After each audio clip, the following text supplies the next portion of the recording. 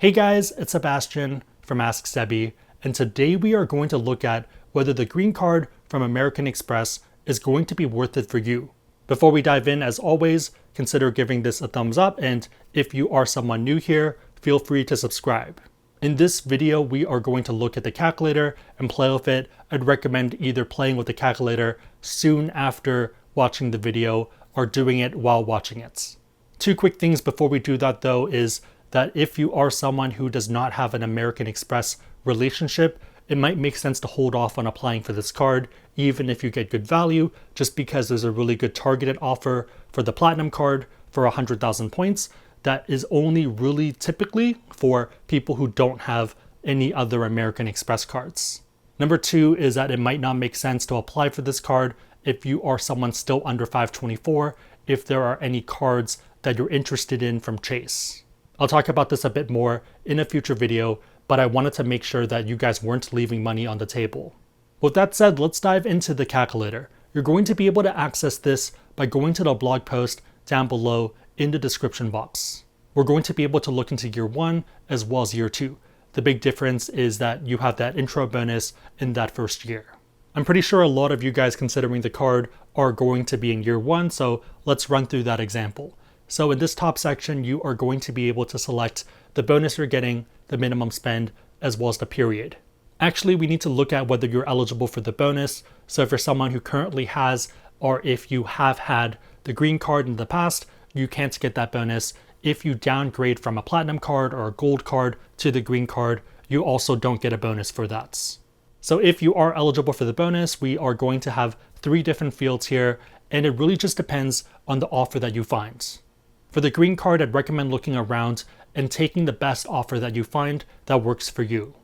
I'm going to preload it with a basic offer that is publicly available, but if you find something better, I would use those numbers instead. And realize that these calculators do take time, but I want to make sure that you guys are applying for the best offer. The next part of this is going to be a limited time offer that is considered an intro bonus that is part of it. And for this one, please be aware of the dates and when you need to apply for the card buy to get this perk. For this one, I'd recommend valuing the credit based off whether you would have otherwise bought something from away. So if you were going to buy something anyways, then you can value this at 100%. If you wouldn't, or if you would have maybe considered it if it was a bit cheaper, then probably 50%.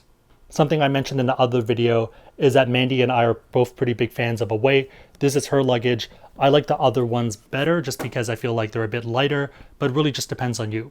If you're someone who doesn't want to spend that much money on Away, or if you just want to use the credit, I'd recommend just looking into accessories. So Mandy has a backpack from them that she really likes, and she actually takes on a lot of trips. Guys, we need to get out of here.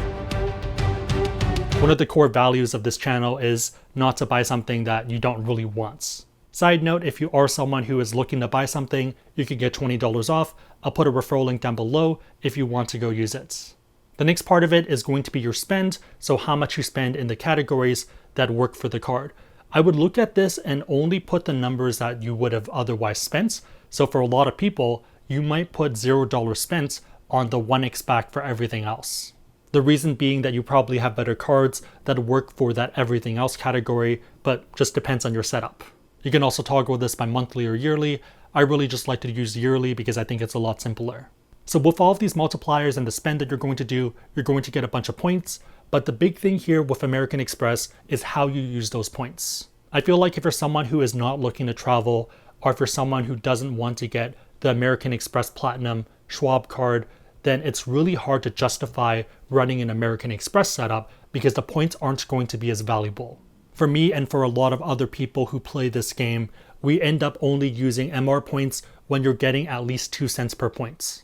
This typically involves transferring the points out to partners, airline partners, and redeeming it for business class or first class international flights that would have otherwise cost you $7,000. We end up using 2 cents per point just because it's a bit more reasonable. I'm not going to say 10 cents per point because the flight was $36,000, but you can do whatever you want.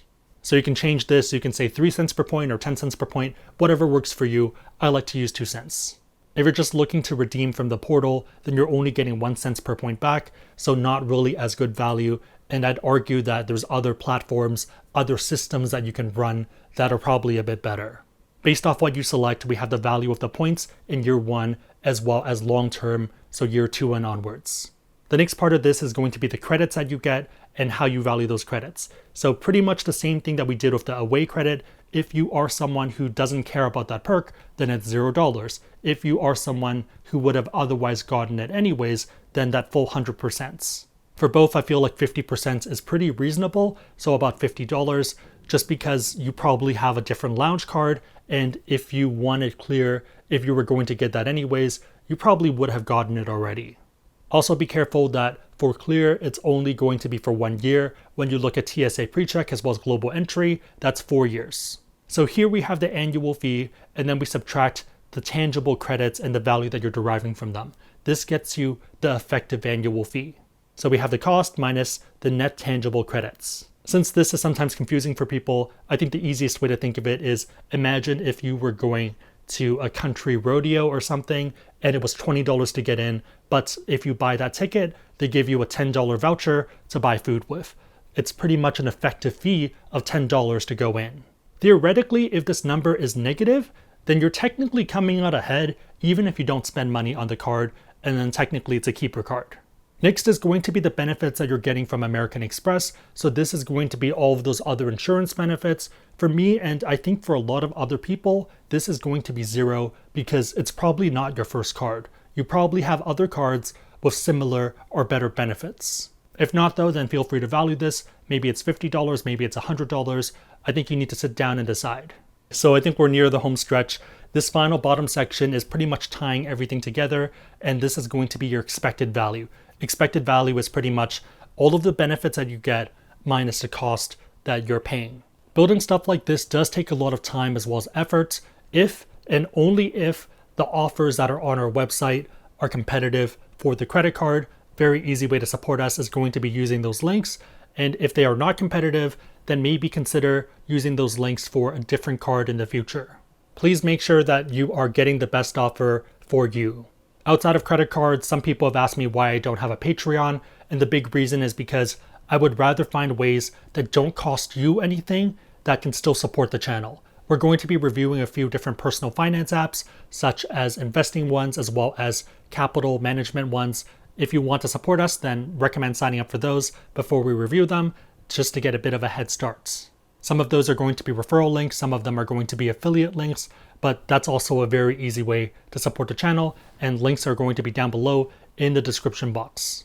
One thing I didn't factor in here is opportunity cost because it got a bit too complicated, but you might want to do the math yourself for the spend that you're putting on the green card with something like the Citi Double Cash card, and add that in as well into that final number. Should take you 30 seconds. Opportunity cost is the benefits you're missing out on by choosing to use this green card instead of that no annual fee card. If the expected value minus the opportunity cost is positive, then the card makes sense for you. Finishing up the video, if you are someone who gets value from the card, let people know and me know down below. I'm very curious what numbers people have for that final value. Same thing if you're someone who is not getting value, and what other cards are you considering instead if you are in that position. If you liked the video, give it a thumbs up. It really helps us out. If you know anyone else who would benefit from what we just talked about, feel free to share this with them. It'll probably help them out, but otherwise hope you guys liked it. See you guys next time.